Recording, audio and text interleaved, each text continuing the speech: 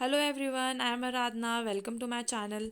So let's start with the video. So I will discuss about human resource planning. ये सबसे important concept है किसी भी organisation का. इससे पहले मैं आपको पढ़ा चुकी हूँ कंसेप्ट ह्यूमन रिसोर्स का, स्कोप, ऑब्जेक्टिव, ये सब मैं आपको पढ़ा चुकी हूँ. आज ये पढ़ेंगे human resource planning HRP. So start करते हैं वीडियो. सबसे पहला इसका हम कंसेप्ट पढ़ेंगे. It is a process by which organization ensures right people at right job at right time. मतलब कि ये फोरकास्ट करता है बेसिकली कि राइट पीपल, सही लोग सही जॉब पे सही टाइम पे है या नहीं है, कितनी डिमांड हो रही है, कितनी सप्लाई आ रही है, इन दोनों का गैप जो है वो हम प्रिडिक्ट करते हैं HRP में. ठीक है, इसका एक एग्जांपल देती हूँ मैं आपको. जैसे कि कई कंपनियां होती हैं, वो क्या करती हैं, आर्टिकल या फिर न्यूज़पेपर में निकालती हैं कि हमें इस साल तक कितने एम्प्लॉयज़ चाहिए अपनी कंपनी के लिए. तो उन्होंने क्या किया, पहले से ही प्रेडिक्ट कर लिया कि उनके आगे आने वाले सालों में हमें इतने लोगों की ज़रूरत पड़ेगी. या फिर वो लोग ये भी मतलब इंटरनली वो क्या करते हैं कि वो देख लेते हैं कि कितने लोगों की हमें ज़रूरत पड़ रही है अभी ऑर्गेनाइजेशन में. तो वो वॉलंटरी उनको मतलब निकालना शुरू कर देते हैं.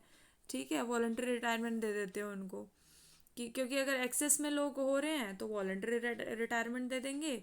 और अगर उनको चाहिए तो वो आर्टिकल वगैरह निकाल देते हैं कि इन फ्यूचर हमें इतने लोग अपनी ऑर्गेनाइजेशन के लिए चाहिए. नाउ नेक्स्ट हम पढ़ेंगे इंपॉर्टेंस ऑफ HRP. अब हमें ज़रूरत क्यों है HRP की किसी भी ऑर्गेनाइजेशन में, क्यों ज़रूरत पड़ती है. First point is future personnel need surplus और डेफिशिएंसी. मतलब कि फ्यूचर पर्सोनल नीड मतलब कितने मैन पावर की ज़रूरत है. अब उनका सरप्लस तो नहीं हो रहा या फिर डेफिशिएट तो नहीं हो रहा. एग्जाम्पल मैं देती हूँ आपको. जैसे किसी भी कंपनी ने मान लो 20 लोगों को बुलाया इंटरव्यू के लिए. ठीक है, और आपको उन 20 में से सिर्फ 10 को चूज़ करना है. अब मान लो कि 20 में से 20 जो है आपके एलिजिबल हैं जॉब के लिए, तो आपका सरप्लस हो गया.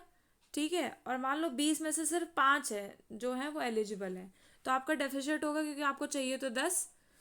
तो ये चीज़ नहीं होनी चाहिए. इस गैप को मेंटेन करने के लिए वो देख लेते हैं कि उनको कितने लोगों को इंटरव्यू पे बुलाना है, कितने लोगों को अप्लाई करवाना है, सेलेक्ट करना है, रिक्रूट करना है. ये सब HR का काम होता है. Next one is कॉपिंग with change, competition and technology changes. अब इसका मतलब ये होता है कि इन्वायरमेंट में कोई भी इंटरनल हो या फिर एक्सटर्नल हो, टेक्नोलॉजिकल चेंज आ रहे हैं. ठीक है, कॉम्पिटिटिव हैं वो या नहीं है, तो ये पहले से ही फ्यूचर प्रिडिक्शन करना HRP का काम होता है. Now third one is it helps in avoiding skill deficiency. अब आजकल नई नई पोस्ट आ रही है, जैसे डेटा साइंटिस्ट की पोस्ट हो गई या फिर बहुत सारी लैंग्वेजेस आ रही हैं, जैसे पाइथन हो गई, R हो गई. ठीक है, कंसेप्ट आ रहे हैं, HRP का ही कंसेप्ट आप ले लो. तो जो भी एम्प्लॉय को आप रिक्रूट कर रहे हो उनको इन सब चीज़ों के बारे में नॉलेज होनी चाहिए, तभी स्किल डेफिशिएंसी नहीं आएगी. वरना उन लोगों को मतलब वो डे टू डे के जो कंपटीशन हो रहा है उससे अपडेट ही नहीं रहेंगे, तो वो कैसे कॉम्पिटिटिव बनेंगे. ठीक है, last one is it also helps in reduce the labor cost as excess staff can be identified and thereby overstaffing can be avoided.